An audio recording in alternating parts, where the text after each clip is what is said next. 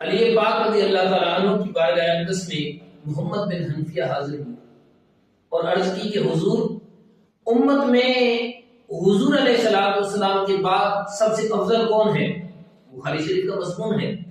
علی پاک نے فرمایا کہ سن، امت میں حضور علیہ السلام کے بعد سب سے افضل تر شخص جو ہے وہ ابوبکر صدیق ہے۔ ابوبکر صدیق کا شان، ابوبکر صدیق کا مرتبہ حضور کے بعد امت مسلمہ میں ہے۔ آپ نے عرض کی کہ حضور صدیق اکبر کے بعد کون افضل ہے؟ علی پاک نے فرمایا کہ ابو بکر صدیق کے بعد جو شان، جو مرتبہ ہے وہ عمر پاک کا ہے۔ پھر عرض کی کہ حضور، پھر آپ کا مرتبہ کیا ہے؟ آپ کی شان کیا ہے؟ علی پاک فرمانے لگے کہ اے محمد بن حنفیہ، میری شان، میرا مرتبہ کیا ہے؟